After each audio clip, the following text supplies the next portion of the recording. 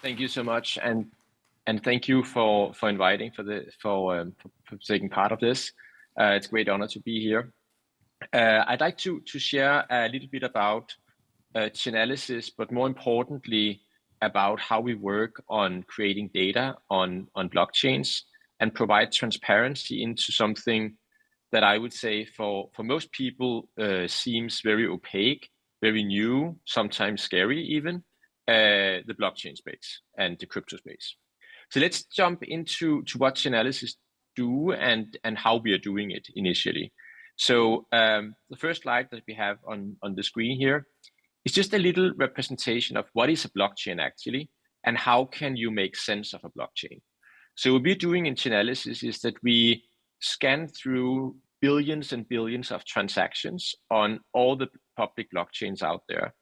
Bitcoin, Ethereum, Solana, everything that you can dream of blockchains and tokens that moves in the crypto and blockchain space. And then we use machine learning algorithm to identify patterns in the transactions that will reveal whether the transactions are done by one entity or two different entities. Further on, we have collaborations with, and they're customers of ours, with around 1,000 businesses that transact on the blockchain. And we have a team of around 50 intelligence analysts that will transact with anything from nefarious sites, darknet market sites, and map out the entire industry. So that way we basically created a knowledge map of the entire crypto space, where we have thousands and thousands of entities mapped. And now we can start to analyze what's going on in the crypto space. We use this for various purposes today. We use it for selling investigation solutions to the public sector. We are working with 200 government institutions in 50 countries in the world. And we're also working with, as I mentioned, around 1,000 private sector customers, from big banks to big crypto exchanges to crypto brokers to gaming services in crypto and so on. And all of them are customers of ours and basically a part of this knowledge graph. And for them, we help with compliance. So let's jump a little bit into more of the data. We have a very big data set in the crypto space. We are participating in all the blockchains, running thousands of different nodes on the different blockchains. We are, through our data sharing co-op, which contains like a lot of different businesses in the crypto space, we've screened more than $10 trillion of value and have collected almost 1 billion different signals in that. And that's all things that we can put into to our machine learning algorithms and continue to create better and better data on the space. Okay, so how do we use that data? We use that, as I mentioned, for customers in various ways, but we also use it to create reports and analysis on the entire industry. So one of the things that's really truly unique about crypto is that when you're going to see some numbers in a few minutes about the crypto industry, you have to reflect that these are numbers that you can probably not obtain about any other asset class with the same precision.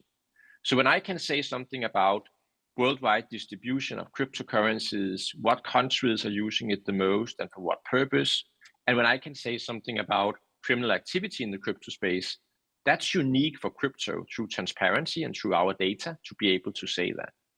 If you want to read more of this, we have a crypto crime report that's coming out every year. And we just today released our geography report on crypto. You can both download them free from our website, and you can ask our team for further insights. But let's jump into some of the takeaways from what's going on in crypto.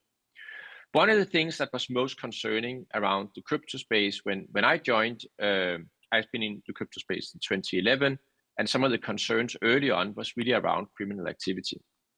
And if you look at what has happened on criminal activity over the years, is that it's been growing in amount in terms of dollars. So it's been counted in more and more billions of dollars, but it's actually been smaller and smaller relatively to the total transaction volume.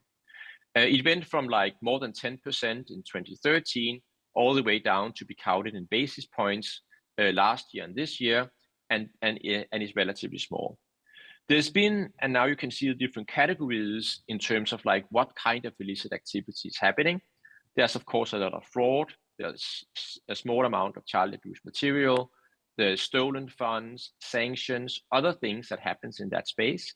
But last year, we all know from what happened in the world with the conflict between Ukraine and Russia, that we saw sanctions in a magnitude that we have never seen before. It meant that a lot of businesses in the crypto space got sanctioned as well. And if you look at the graph from 2022 and the bar there, you can see that half of all the amount of illicit activity on the blockchain was actually sanctions related. And it had been for sanctions, you would have seen yet another drop in like criminal activity on the blockchain. Just to dive into the region that we're sitting in today, in Asia, we are now in Singapore and in Korea. Eastern Asia has like out of the 28 billion total amount of illicit activity, they contribute to roughly 3 billion of that. In terms of the relative amount, low to middle of the field here, 44 basis points of that amount is like compared to the total transaction volume in the crypto space. Let's dive deeper into this data. So again, I mentioned the relative amount is small. You can see this like in a breakdown to the left, what's happening month over month here. But again, the relative amount is small, but the absolute amount is relatively big. So if you look at the amount of illicit activity in terms of dollars, it's like more than like $500,000 a month roughly, both for Korea and Japan. So it's again like the absolute amount is relatively big, and definitely an encouragement for law enforcement to actively educate themselves and actually understand how you can fight crime on crypto. It's not hard to do that. It just requires like a lot of education and the right tools to do it. If we dive into the categories, as I mentioned before, a lot of this is sanction related, and that also goes for this region here, where we have Japan. Both Japan and Korea basically mimics each other here, where 3/4 of all transactions are sanctions related.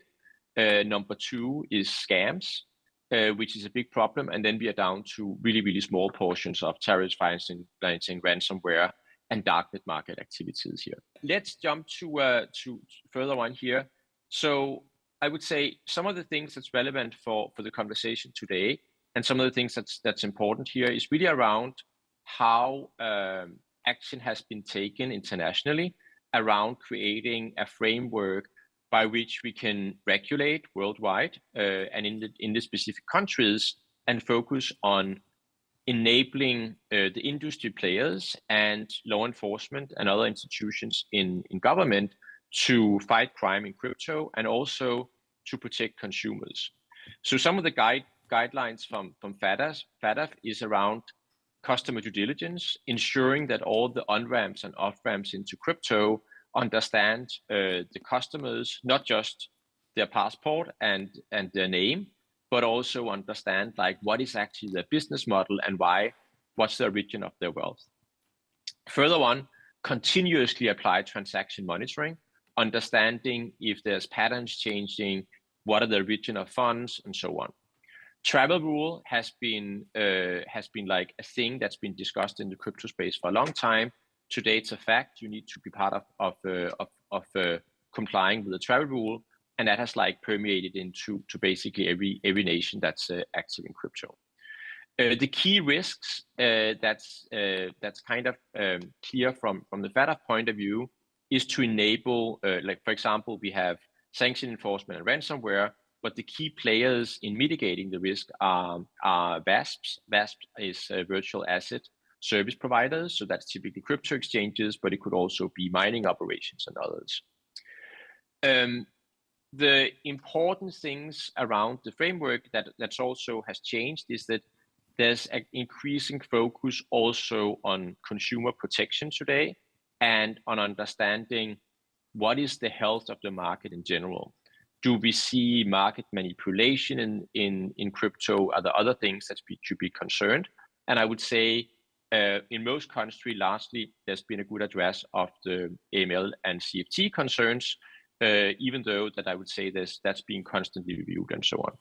If you look specifically in this region, Singapore, Korea, and Japan, on the AML CFT front, we see like regulation that's protecting pretty well. I would say all of the regulatory regimes, especially in Japan and Korea, they work well on that front, even though they might not be as beneficial as regulatory regimes, for example, in Europe, in terms of enabling growth of the ecosystem as well. So MiCA that came out, obtaining some of the same protections for users and the safekeeping of the health of the financial system, but at less cost of like ensuring that like the businesses can still grow and flourish. So that's kind of the quick takeaway based on data and based on like our analysis of what happens regulatory worldwide. Thanks so much.